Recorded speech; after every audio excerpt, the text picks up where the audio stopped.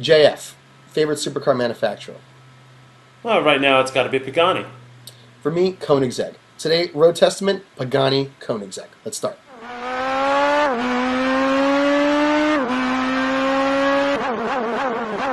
Pagani, Koenigsegg. Not a direct comparison, a discussion. JF, it's such an obviously cool idea. Where did you get the idea for this episode? It's funny because I actually took some time off this weekend and I actually checked out the Concorde. I've seen the Concorde a few times, but I've never actually been inside one. And I was able to explore it's 1950s, 60 technology on a plane that is still hasn't been surpassed in supersonic commercial travel. And it was just really amazing to me to go through this plane and to look at an engineering marvel that was conceived of by the most brilliant engineers. And it made me think, well, what's the automotive equivalent? And why isn't anyone doing anything this extreme now? Well, we are.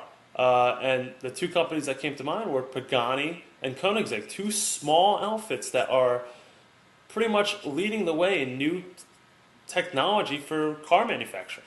Well, I mean, it seems like what you're really saying, because other people make supercars, is that Pagani and Koenigsegg are, I guess, visions of one man, as opposed to a lot of other supercars. I mean, there's a Yes. long history of manufacturers being named after the founder, and the cars being visions, the founder's vision. In aviation, well, obviously it's a lot more expensive, but there are not many examples of it. In fact, in aviation, almost all the small manufacturers are low volume manufacturers, and there's still a couple, but a lot of them have shut down because of liability and litigation issues. But in automotive, we hmm still have a few. I mean, obviously, in the old days we had Di Tommaso, and today, hmm who's left? Well, Con- in the old days, it was Lamborghini, Ferrari were that, but now they kind of have turned into corporate cookie monsters. They gobble up ideas and they stamp them out. Cookie cutters. But I look at Pagani and I look at Koenigsegg as being companies that are visions of one man. And Pagani, for example, my favorite, they're not just building cool cars, they're developing new manufacturing techniques. So, for example, the carbon weave in Pagani, Pagani started off as a composite material manufacturer before they started making cars. Mr. Pagani, who came over from South America, had the idea to different manufacturing techniques to make material stronger. The carbon fiber in a Pagani has titanium in it. And the techniques that they build Paganis with the same techniques. They're the same techniques used in F1. I find that incredible. That's so different. well, look, I mean, that's very cool. But what I think is really interesting about, well, both of them, but I'm a fan of Koenigsegg, is that the cars, the companies themselves, but especially the cars themselves, have so many similarities. Obviously, they look different.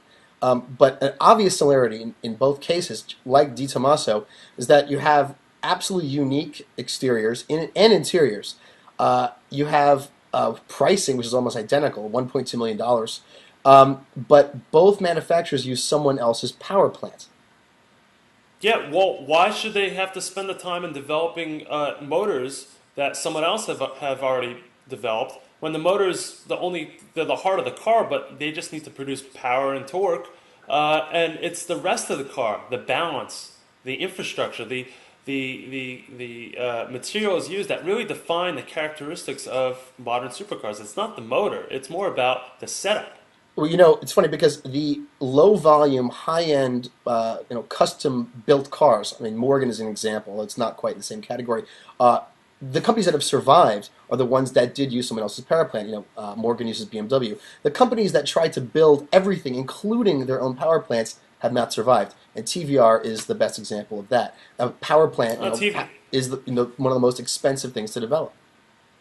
Yeah, that's true, but TVR was a rare example, and they're still kind of around in the Russian realm. But let's stick with Pagani and Koenigsegg. Agreed. There's something to be said. Speed Hunters did an amazing write-up. I guess it was a year or two ago.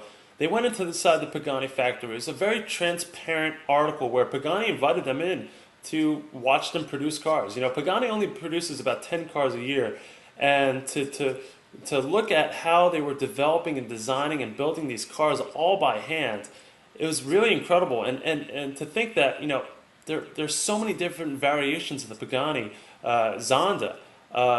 They take each car and they learn something new from each one they build. And the next car is just a little bit better. And it makes me really think, like, it really brings me back to the old days of Lockheed Martin's Skunk Works. I know a lot of you hate me using that term, but it's cool to think of the best of the best engineers developing new techniques to build something better than they did the day before. I'm going to say something that, of course, I think makes Koenigsegg a little cooler than Pagani. But hey, both companies, I mean, Koenigsegg are and Pagani are both run by really young guys. Koenigsegg started the Yeah. company when he was 22 back in the 90s. I mean, today he's 36 years old. I mean, that's really, really, really young. Horacio Pagani Yeah. is what I think like 50. That's a really, really young. And if you consider that how few things you can buy, especially I guess machinery that are like the complete and total vision of one person. I mean, for me, that's what made Koenigsegg totally unique. Here's a guy who's younger than I am who has created something that's absolutely timeless. Both manufacturers are also unique in that the designs are not derivatives of anything else. They're really evolved. They were evolved from the get-go. How many supercar manufacturers ever, I mean, of any size, have ever created a supercar where the first initial design and release car was, iconic enough to define their design language? Uh, I, I mean, almost everyone else who makes a supercar completely revamps it, 3, 4, 5 years in. These guys, no. Yeah. Yeah, you're right. You do have a point there. The problem I see, and I hope it, you look at Enzo Ferrari, you look at Lamborghini, you look at what is now considered the mass-produced supercars. At one point they weren't. At one point they were the visions of one person wanting to do something different. What I hope is that Pagani, as they grow and get bigger, um, I hope that they don't become just like everyone else, where they're just producing more volume, making more money, instead of focusing on the fine details of the car. You, Are you, you look at the foot. You what? well, What? Say I it. mean, I don't want to interrupt you, but I mean, it seems to me like you're really kind of hinting that you hope they don't evolve into, say, Porsche, which did start with a very iconic model, but then grew to the point where they had to build other things. I don't think they'll ever go down the realm of Porsche. Porsche is its own little monster, but there's something to be I'll tell you said. this about Koenigsegg. I really admire and respect the man, and if I had $1.2 million to spend, I'd buy his car for a really kind of weird reason. I don't think Koenigsegg will ever dilute the brand or become, I guess, what you're suggesting is a danger for such a company. Uh, he But then almost bought. again, what about the Saab deal that almost went Well, through? I'm going to bring that up. He almost bought Okay. Saab, which is completely different from a manufacturer trying to broaden their product line and dilute the brand. Had that deal gone through and Koenigsegg bought Saab, then everything else that was made would have been under the Saab brand, protecting the Koenigsegg, kind of brand. I mean, forever, and giving him a free hand to design, I guess, more cars under another Swedish brand name. I mean, another part of his story that's really cool because people who buy these cars want to tell stories about the brand. Is that Koenigsegg started out in a former Air Force hangar where Saab Viggens were once housed. Yeah. And Koenigsegg Yeah. has based a lot of technology and the brand design around the Air Force connection, the Saab, the Viggen fighter history. And Yeah. that story is just off the charts in terms of coolness. Well, and it's also, you look at Koenigsegg, it's also a company that, he prides himself in working with his customers to help develop and refine the vehicle. The customers are part of the development process of the car.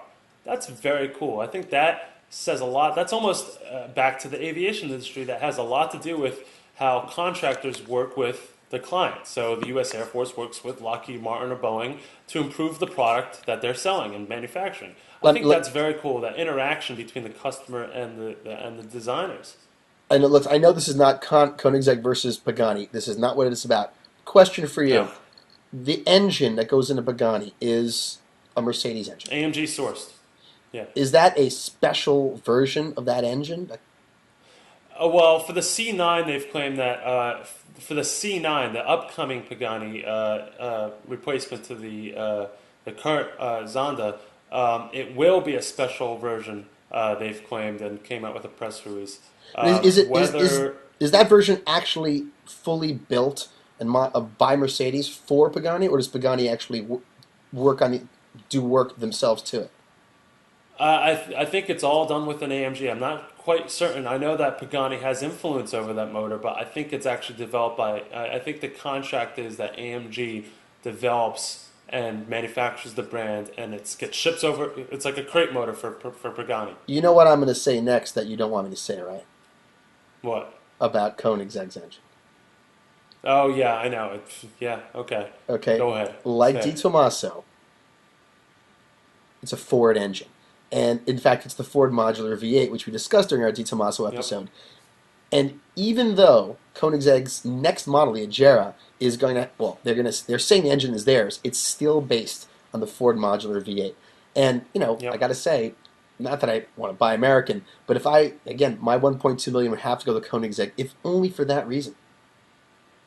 Well, I do agree with you because if a clutch goes, you can just use an F-150 clutch and it would work, just like the 4GT.